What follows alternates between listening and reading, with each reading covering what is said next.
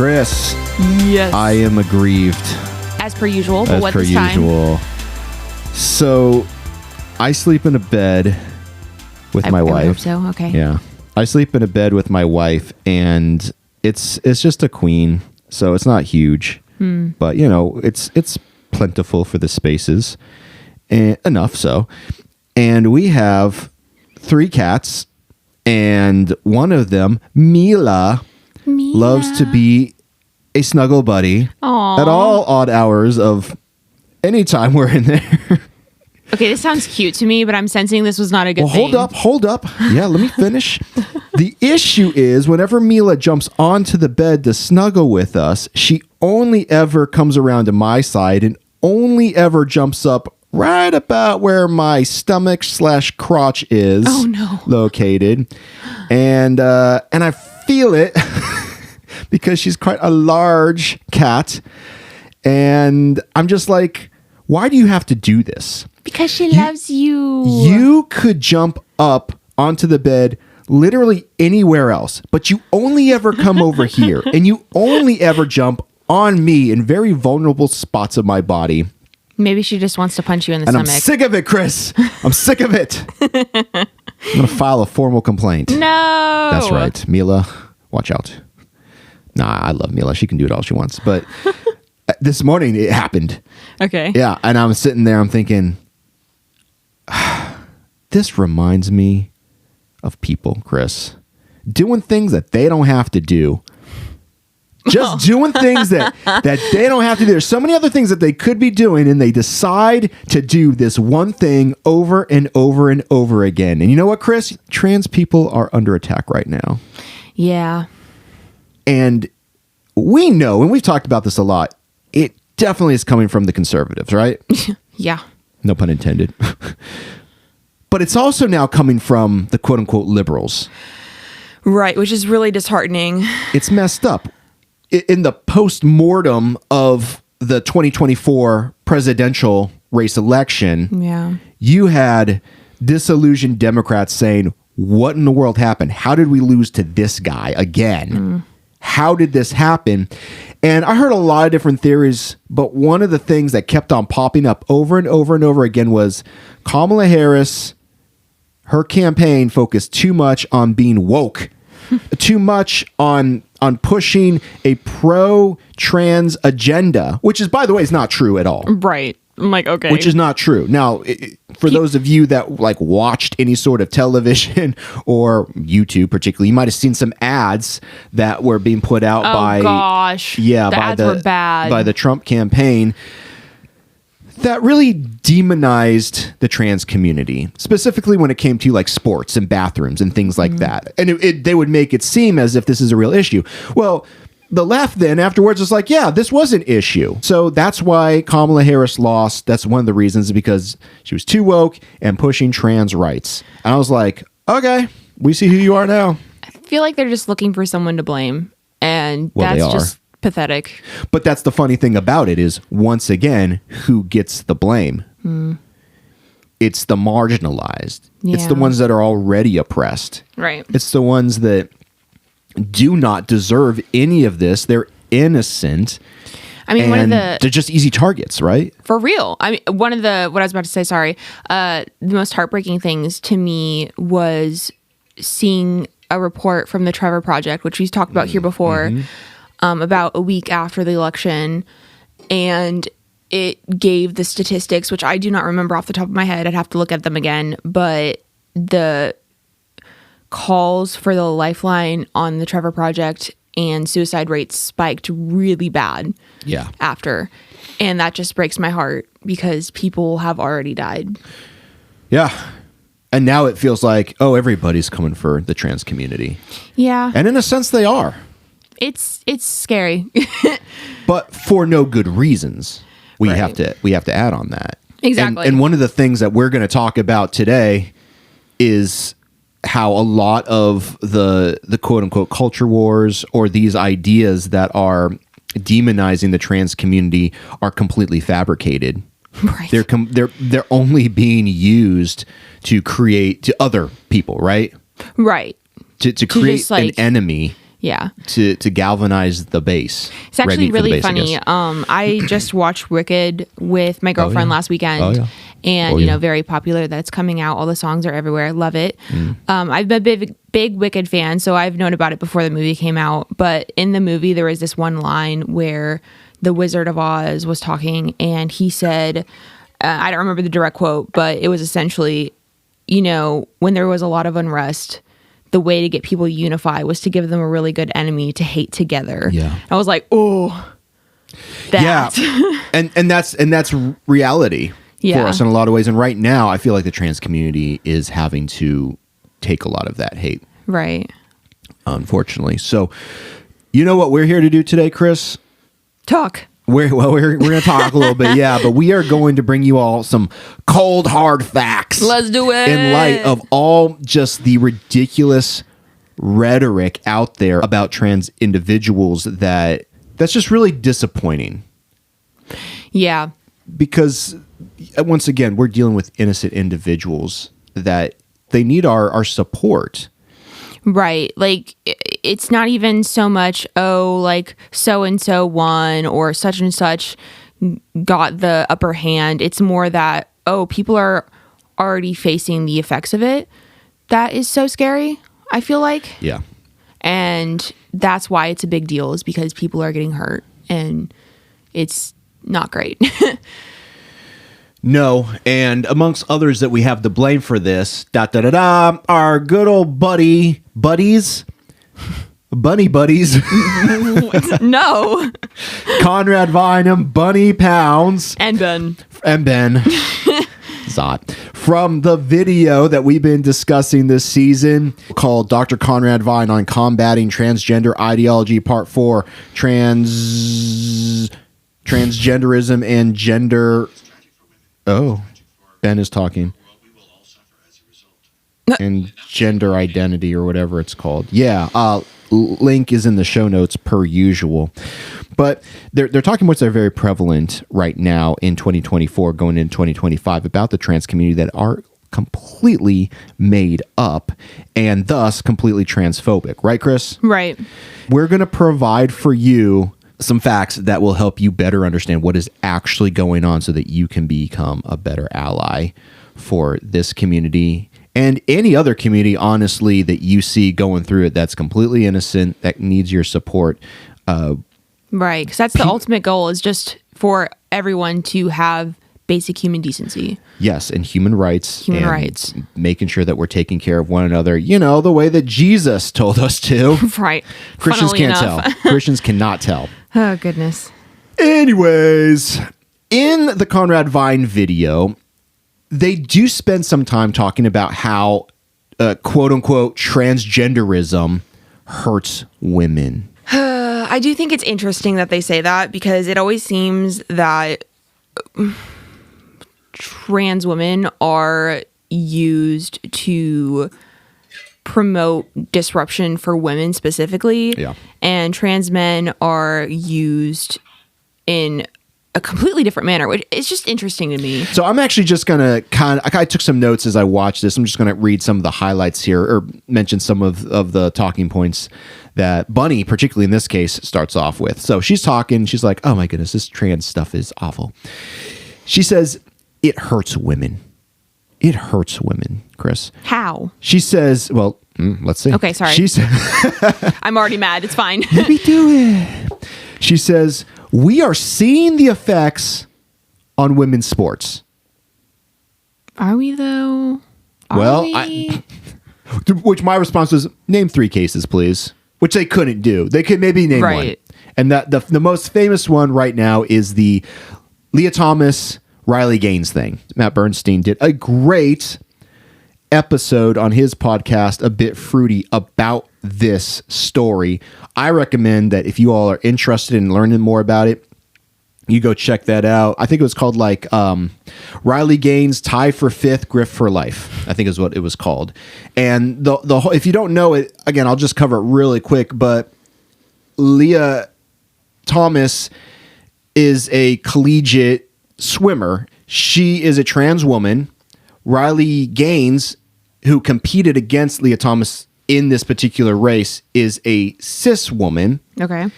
And then they competed with all other cis women, and Riley Gaines and Leah Thompson came in not first, not second, not third, not fourth. Just keeps going. Didn't even necessarily come in fifth, but tied for fifth with Riley Gaines. So, Chris, do the math. How many cisgender women beat this transgender woman that conservatives, and apparently liberals, and Riley Gaines specifically now want to call a biological man? At least 4. Wow. Considering it was 5th place. So Leah Thomas was not dominating the competition here. No, that's not to say that she didn't win other races before. Right, but conservatives and other people with this thought, ideology, whatever you want to call it, would claim that a trans woman would win first because of the advantages. But that didn't happen, did it? Over and over again. That's what they're saying there. This is not fair. This is not fair. More on that later. But anyways, all that to say, Riley Gaines has become quite famous now for, first of all, I guess, suing the NCAA for allowing Leah Thomas to swim. Rude. At all. But also then becoming kind of a, they would call her an activist, an anti-trans activist.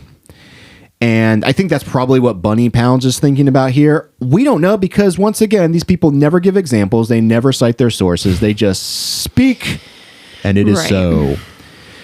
There's also like TV shows and movies. I think the Daily Wire put out a movie where there were men dressing up as women to compete in women's sports to win championships or something like that. I don't know. I didn't watch the movie because it looked so disgusting. But the whole idea was, well, if I can just identify as a woman, then I can dress up like a woman, as if that's like what being trans is all about. I feel like these people just fundamentally don't understand what being trans is. They don't. But we already know that, right? Because they say the most ridiculous, ludicrous things, and they think that they're correct, and they have no understanding of what it is, not only to be trans, but just what it is to be a human being, right? Like living in this world in an appropriate manner.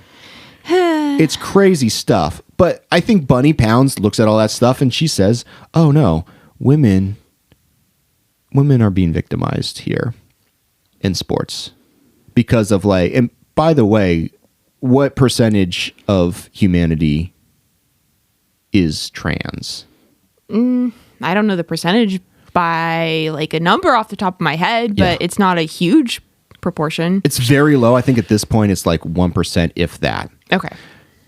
Now, that's all trans people across the globe. How many of them are participating in sports? Probably not a whole lot of them. Not many at all. And in fact, it's interesting because if you look through some of the news reporting recently, you'll see that there are all these transgender sports bans that are happening. There's a lot of them. Yeah, I think there's one in one of the Dakotas, and they passed this law, and there was only one student in the entire state that was trans participating in sports.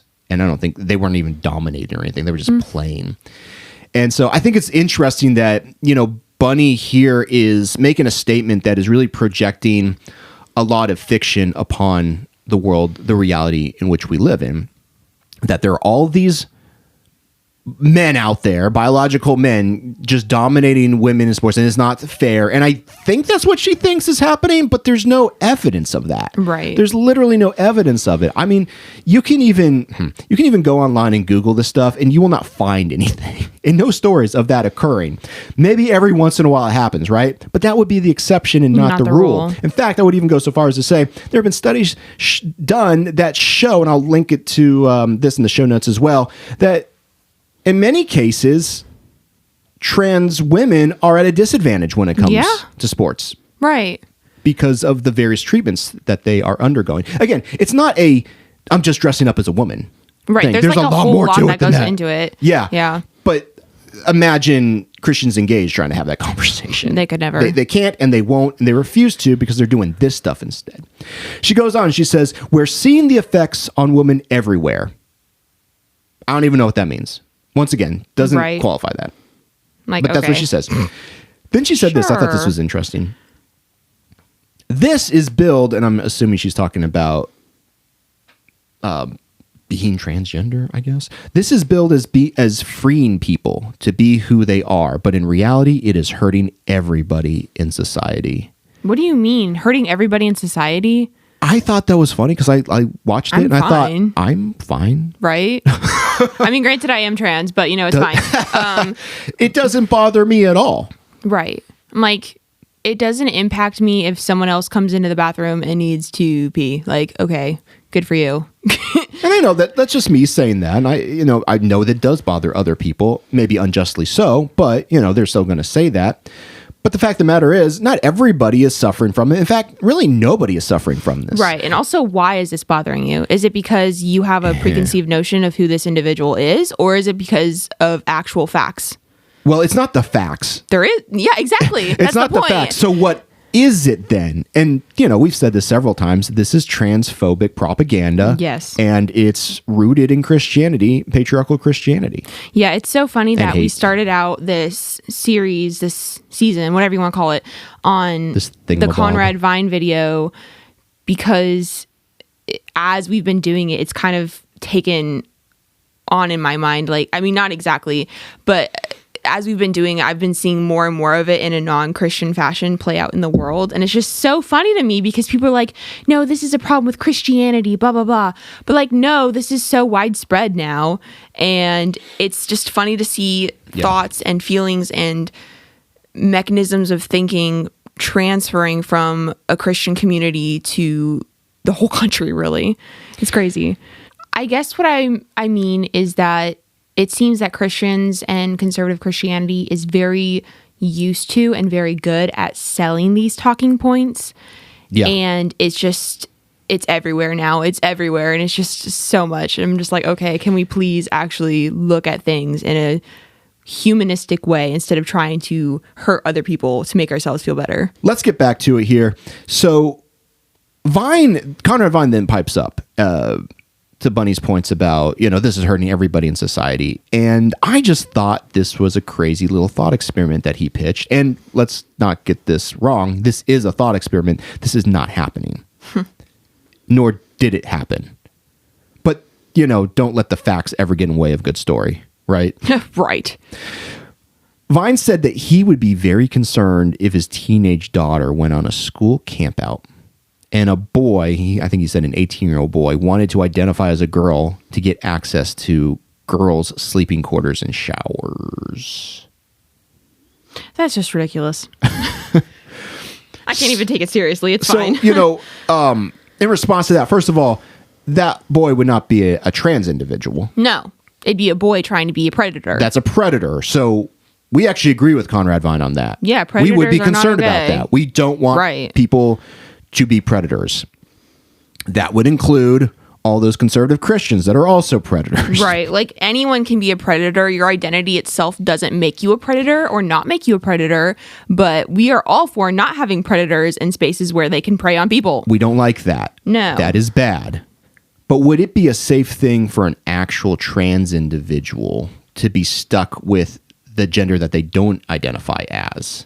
I feel like that would be more of a risk to that individual than anything else. The stats show that that's absolutely true. We'll get into that a little bit here. But, Conrad Vine doesn't care about that. Right, because the reality is they don't care about the trans individual. They care about everyone else. Could a trans person be a predator? Yeah. They could. They could. But are they? Most of the time, at least for the people I know, I can't speak for everyone, obviously, but no. Generally speaking, no, they're not. No. There's no data or evidence to back that up. Right.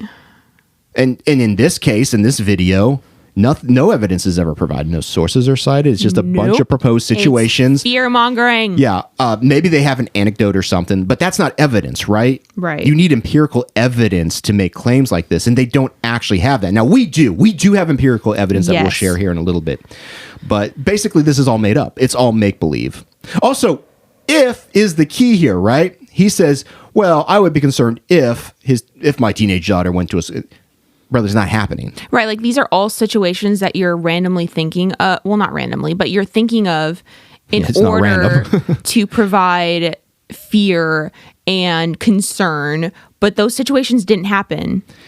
And that's the most frustrating thing about this conversation, is because at this point, I bet you if you were to poll most Americans, they would say, yeah, there are trans individuals, particularly trans women, assaulting women in No. the bathrooms, and or there are more men entering women's quote unquote women's spaces to assault them because of transgender rights. That's what they would say. And so therefore it's a problem and we must eliminate it. Again, we're going to share with you some statistics that show that that is completely made up, completely unfounded, but it wouldn't matter because that's just the narrative. That's just the talking point that's out there. I hate it here. Why, Chris? Why? Why are people so awful? Oh, I don't know. I hate it. And rude and mean. My thing is, if there's men in this scenario, because that's the talking point, that are predators, they don't need the help of trans people to enter women's spaces. If they want to enter women's spaces to be a predator, they're going to do it because that's already happened. Yeah, it's kind of funny that we're talking about this now because last couple weeks, there has actually been somewhat of a national news story about a particular trans individual, Sarah McBride, yes, who is a newly elected or an elect, right? For I think she's from Delaware. I don't remember for the House of Representatives. Yes, and which is awesome. Right, I'm very excited. Big for her. Congratulations, love that for sure. But one of her, soon to be peers, because they're not in the same Congress, Nancy Mace, who was a rep out of I think South Carolina. She has made a big fuss about Sarah McBride using public women's restrooms there on Capitol Hill, and the whole thing has come down to what they always do. Well, I don't want a man in here flinging around his ding dong so that I can see it. No, that's like actually what they're saying. I know, and it's so ludicrous. Okay, so Nancy Mace, I don't think actually believes any of this stuff. She's just grifting because she's fundraising off of all of this. But that's the real issue is that Nancy Mace is actually hurting somebody in doing this. It's coming at the expense of, I would say, transgender individuals everywhere. Yeah, because there's a picture of her putting a handwritten sign that says biological over the women's bathroom sign. And so it reads biological woman. And that has been, I've seen it so many times across various social media platforms. And I'm just like, really? Wow. Well, I mean, I think you and I would both argue that Sarah McBride is a biological woman. Yeah. Now, Nancy Mace would say, but she has a penis, does she? Do we know that? Like, I don't know. Does it matter? But does it matter, right?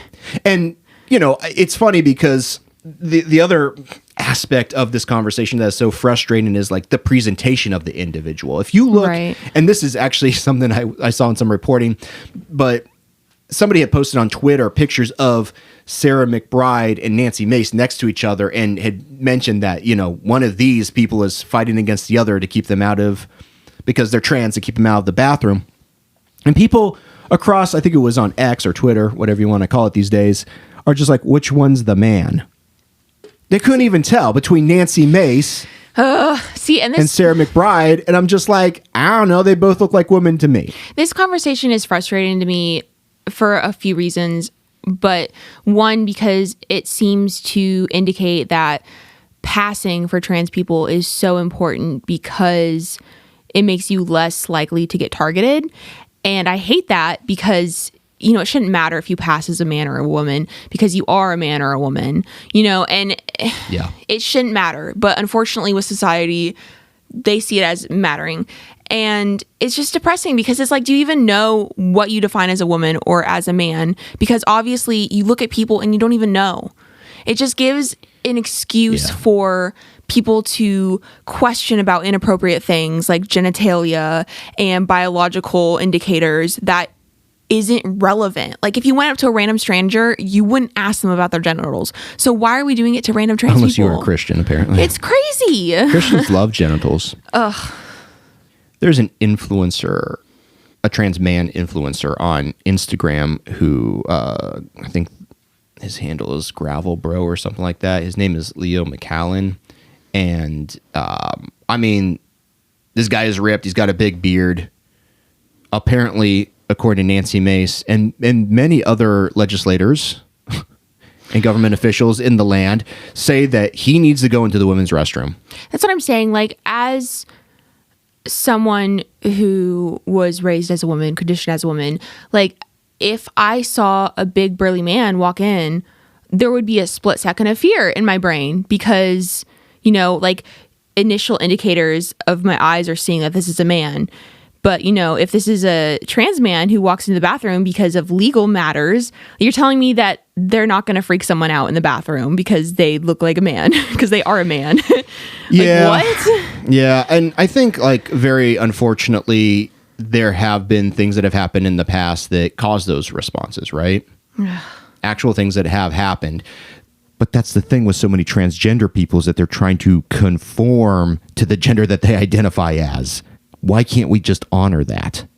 The issue, though, now is, and this is why I think that we all need to have a more serious conversation about bathrooms in general, is that there is a lot of fear, but there's actually very little material harm being done. Right. So you can be uncomfortable, you can be freaked out or whatever, but if nothing is happening, I don't know what to tell you. I also just don't understand in general because I feel like public bathrooms are already uncomfortable. Like, who likes to go to a public bathroom? I agree. It's uncomfortable. Yeah. I would rather go home. Yeah. Like, what do you mean? I agree. Also, bathrooms and homes, all of them are gender neutral, just saying. So Alexandria Ocasio-Cortez, otherwise known as AOC, actually spoke up against Nancy Mace and for Sarah McBride. And, you know, she said a few things. I want to read some of the quotes here that I just thought were just right on point.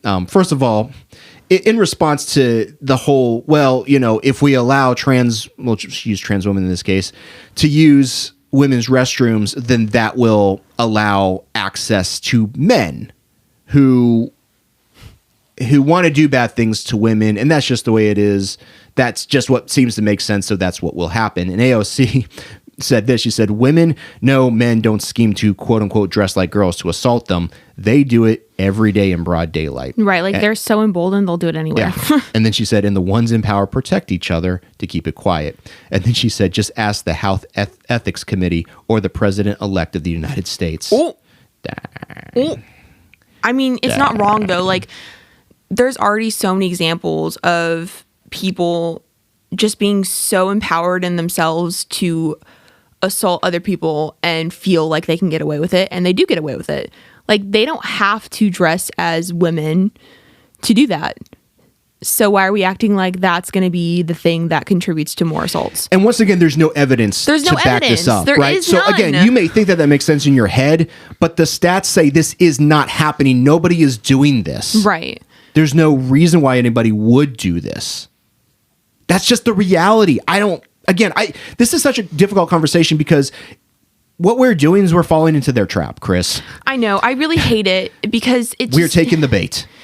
It's so frustrating because, you know, as someone who's non-binary, I'm trans, like, I just want to, if I'm going to the bathroom, especially a public bathroom, I just want to get in and out. Like, I don't want to spend any time in there.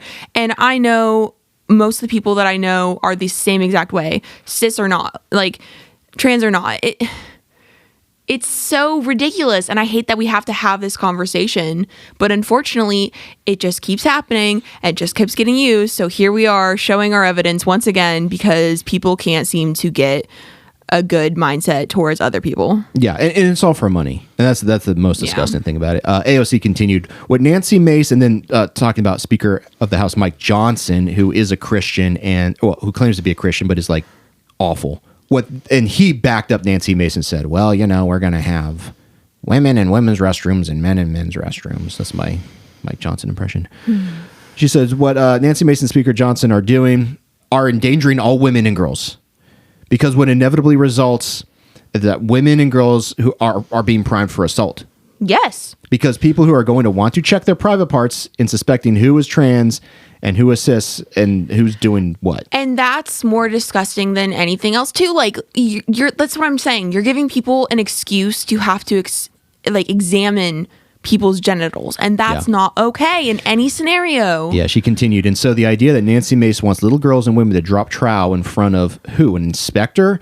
Because she wants to suspect and point fingers at who she thinks is trans is disgusting. And frankly, all it does is allow these Republicans to go around and bully any woman who isn't wearing a skirt because they think she may not look like a woman enough. And then she concluded saying, they're not doing this to protect people. Basically what they're doing is just fundraising off of it, which is true, which is happening. Yeah. And, I think that AOC brings up a really great point that this is going to create issues that otherwise do not exist. In fact, we have seen story after story of cisgender women getting accused of being trans, Yep. people assaulting them, Yep. and then also just trans people being assaulted. Yep.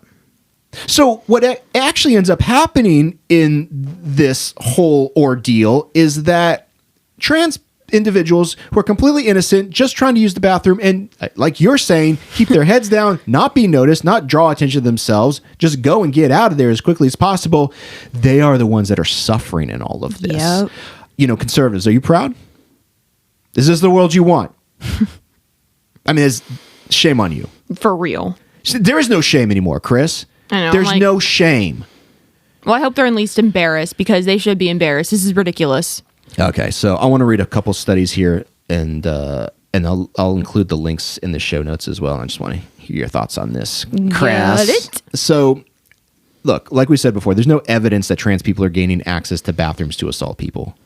The evidence actually suggests the opposite. In fact, it seems, and this is according to Harvard, they did a study, that transgender and gender non-binary teens specifically in this case, face greater risk in sexual assault in schools that prevent them from using bathrooms or locker rooms consistent with their gender identity, according to a recent study. Wow, look at that. Yeah, and you can read the article, and it talks about how, the opposite of what, I don't know about the opposite, but the reverse maybe, of what the conservatives is saying is happening is actually happening. Right. You have a very innocent trans kids, in this case of this article, that are getting assaulted. Right, because the reality is you're just focusing the attention on the non-binary trans individual instead of taking care of everyone. You're putting that individual at risk.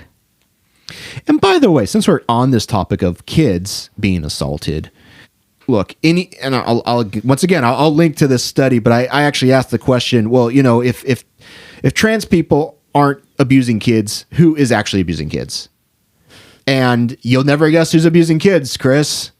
Who could be doing that? I wonder what recently came out that a church had to pay for some kind of scandal that was going on.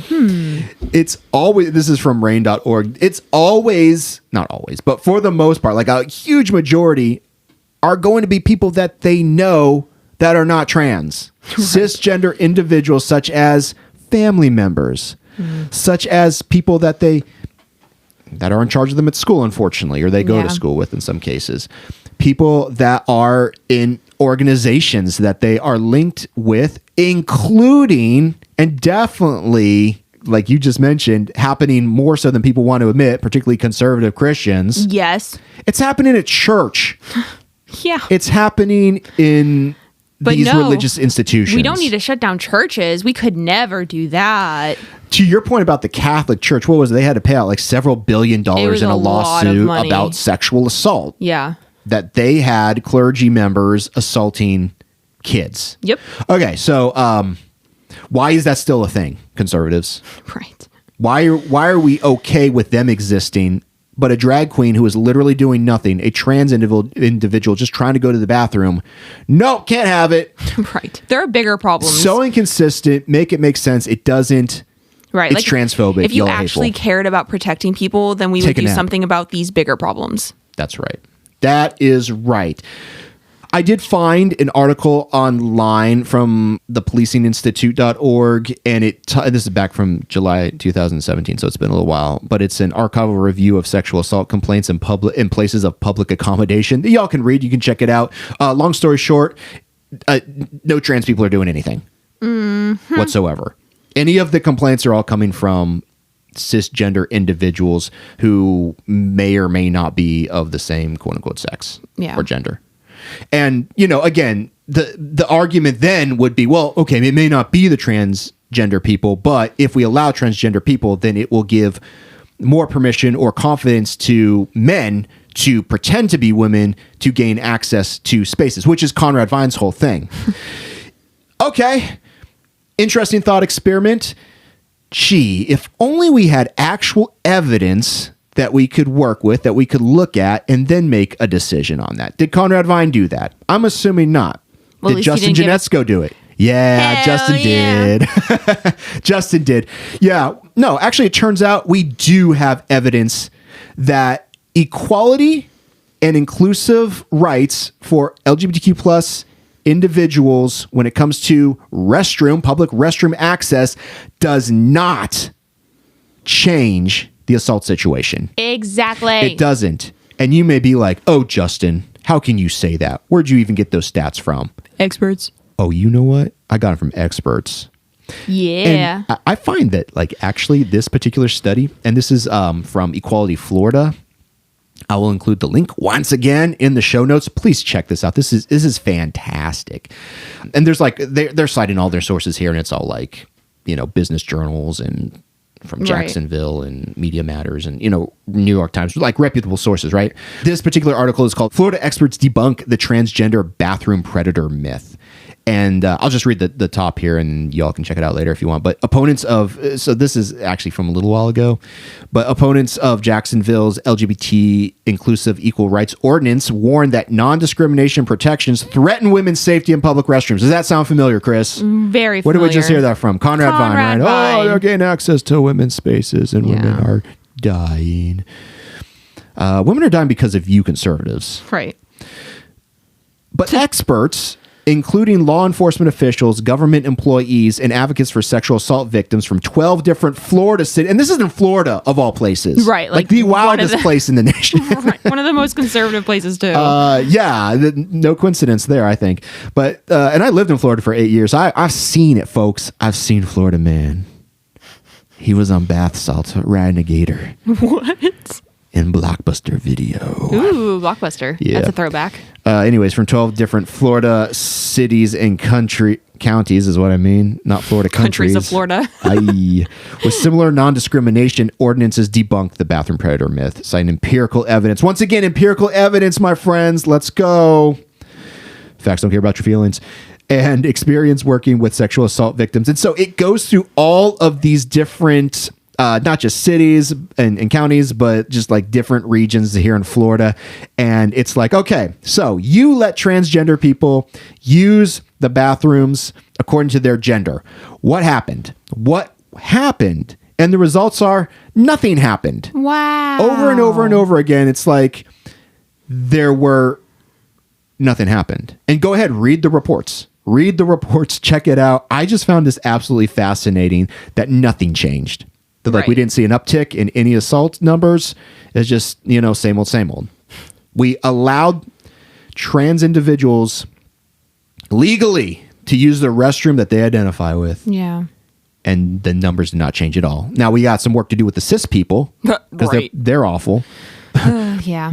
But, you know, it's not as if they, you know, just because now they could, quote unquote, could legally gain access to, quote unquote, women's spaces. That changed it. It didn't change anything. So I don't know what to say, Chris. I'm kind of outdone by all of these people just making stuff up because they are purely whining. They're transphobic and they want to see trans people done away with. Right.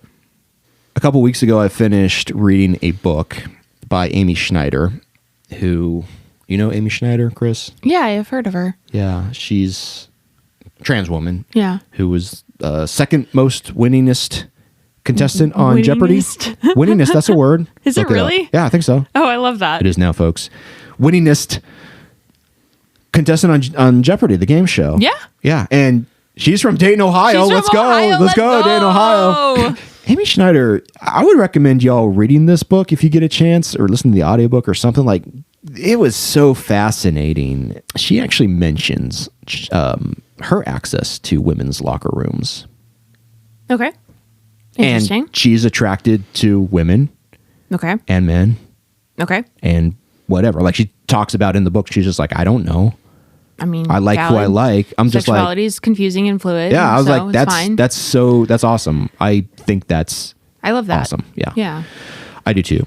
But she said when she went into the women's locker rooms to change, she was like wanting to be so incredibly careful about how she engaged in that experience. Yes. And again, it's not what the conservatives spin it to be. No. It's a real person who has real thoughts, real feelings about the reality around them. And again, if Amy Schneider was doing bad things to women and preying on women, that's a completely different thing. But I love how Amy Schneider lays out, like, that is not who I am. I'm the opposite of that. And that is not, like, Conrad Vaughn, would you like to have that conversation? And I'm just curious. Bunny Pounds. Love that. Ben. I really love that Amy Schneider talks about this because, you know, I kind of relate. I kind of relate to this too, like as a non-binary individual, because, you know, I also at work have to go through changing in a women's locker room and go to the bathroom in a women's locker room, and, you know, for me, I do my best to be extra respectful because people there know who I am. They know my identity. And they know, you know, they see me every day. Mm-hmm. So I take extra steps to make everyone else feel more comfortable. Yeah. And that's how a lot of people I know are.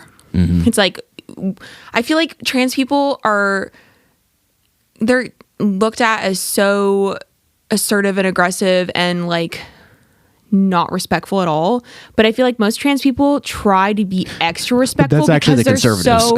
Because they're so used to what it feels like to be attacked and feel scared and vulnerable. Yeah. So most people will go out of their way to make everyone else feel more comfortable. Real quick, getting back to the Amy Schneider thing, I just love that she added that in there because she didn't shy away from that. She could have left that out of the book, and she's like, actually, here's what's going on. Let's talk about it. This is a real thing. Let's talk about it. Yeah. And so, I mean, Amy Schneider should get praise for lots of things. But to me, from reading that book, it was awesome to read her take on that. What is the book called again? The book's called In the Form of a Question. In the Form of a Amy Question. Schneider. That makes sense. Yeah, Jeopardy. The Joys and Rewards of a Curious Light. 10 out of 10. Highly recommend. People are saying.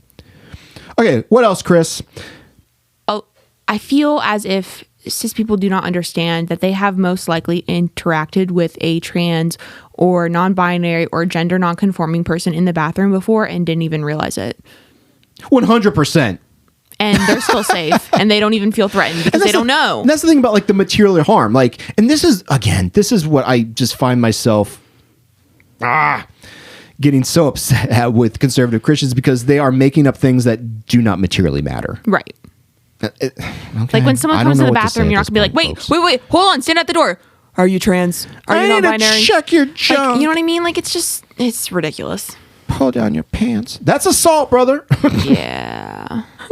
Okay, Chris. Well, here's a question for you then. What would you do if you walked into a public restroom and you saw a trans individual? Well, I mean, I am trans, so. Oh, you looked in the mirror and saw yourself. So scary. I am so curious, Chris. What is your personal experience being a trans individual with public restrooms? If you don't mind sharing. No, I don't mind. It is very interesting, at least for me, you know, as someone who is non-binary, I don't really feel comfortable in either public bathroom. Like the best case scenario for me is going to a location where they have bathrooms where it doesn't matter and I don't have to think about it and I can literally just go in, close the door, it's fine. Woodburn Library. Woodburn Library. Shout out to Woodburn Library. Coffee shops a lot of the time. Like it's just, you don't want to think when you're going to the bathroom. You just want to go to the bathroom. You know what I mean? Like maybe whip out your phone on the pot. Okay. But for me, it's not like the biggest deal. I just tend to go to the women's bathroom because that's what people expect from me. And if I went to the men's bathroom, I wouldn't be any more comfortable or any less comfortable. It'd just be the men's bathroom. So like for me, I just want to get in and out as quickly as possible. And like I said earlier, I know that some people who know who I am, that I am a queer non-binary individual, get uncomfortable with me being in there, especially if they're changing or something like that. So I take steps to go out of my way to make everything more comfortable for other people. And, you know, just trying to be as respectful as I can. But it does really suck to have to see how people change their opinions on me just seeing me in the bathroom. Like, for example, I talked earlier about how at my work I have to go through the changing room to get to where I actually do my job. And, you know, there's a lot of people there who have had to learn what being non-binary is and to learn to use my pronouns. And I can see those individuals see me in the locker room or come out of the locker room or go into the locker room, and all of that work we've done is just gone. And all of a sudden I'm this person that they've just put in a box, and that's who I am now. And that really sucks more than anything, really, for me at least. But I am lucky enough to be okay in the bathroom, because either one would be not really comfortable, so it doesn't matter for me. Now, for people that I know and am close to that use what other people would consider the opposite bathroom that they should, quote unquote, should use, that would be a lot more traumatic for them, I believe, because, you know, half the people probably don't even know that they're trans, and they're just trying to get through to do their job or to go to the bathroom or change, and that's it. So I feel lucky in a way that I'm not really comfortable with either, but also I do feel the effects of people viewing me in a certain way because of where I am, and that really is not fun. Yeah, but you're gay. Yeah. So you like the ladies. See, that's what's so weird. It's like a lot of this conversation, especially around trans women, they're like, oh, they're just going to come in the bathroom and leer at all these women. Right. And I'm like, okay, well, I'm also attracted to women, but like, I'm not disgusting. I'm not gross towards other people. Like, I know that You're respectful. I'm respectful. Like, I don't go into the bathroom to look at other women. I go to the bathroom to go to the bathroom and then get out. It kind of makes me wonder how much projection these conservatives are right? doing. Like why? It's like you don't think a lot about this. What's going on up there? Well, even early on when I came out to my friends, like there was some guys that would be like, "Oh, haha, it must be so nice to be in the women's bathroom," and I'm like, "What do you mean?" Like, I'm not weird. Like, if you can't control yourself, then that's a you problem. But I'm fine. Yeah. So it's kind of ridiculous to assume that just because someone isn't what you would consider a woman, they're going to be staring at you and being gross. Yeah. Like, what do you mean? That's not normal. Oh, man, that's wild. Right. Huh. And also, it's kind of funny because as a non-binary person, I wear a lot of like androgynous or masculine clothing a lot of the time. So there have been times where I've walked into a woman's bathroom in public and people have kind of like given me a side eye or done a double take because I don't look like what they would expect me to look like. Yeah. So I'm like, okay, you already feel nervous and I'm literally what you want. Yeah. So what?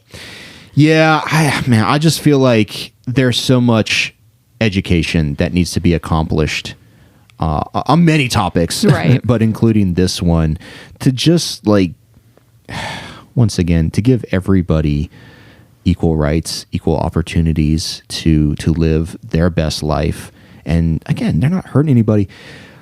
I don't think we're going to get more education moving forward from this point about it. Most things. No. So I'm concerned about what it looks like. One of the other things that came up in the Conrad Vine video was this idea that quote unquote transgenderism, not a thing, this is leading to an elimination of women in society. That doesn't make sense. They went so far as to say feminism is dead if you're advocating for the rights of a woman, but you can't define what a woman is. I think the real problem is they can't define what a woman is. That's exactly it. That's exactly it. Like, we actually can, to the extent that you can, right? Right. And that's, again, like, that going back to the Sarah McBride thing. Sarah McBride is a biological woman, just not in the way that they think. Right. Like, there's very black and white thinking on the conservative side a lot of times. Like, it has to be this way or this way. There's nothing in between. But the beauty of realizing that the world is so fluid and diverse and colorful is that it opens your eyes to so much more beauty in the world. Like, who would want to live in a black and white TV set? No. Yeah. And they're just like, you need to pull down your pants. Ugh, gross. Why, conservatives, stop telling us to pull down our pants. That's weird. All of you, stop it. But I'm not. We've already done a full episode on what a woman is. We talked about that, and I think in that episode we showed pretty well.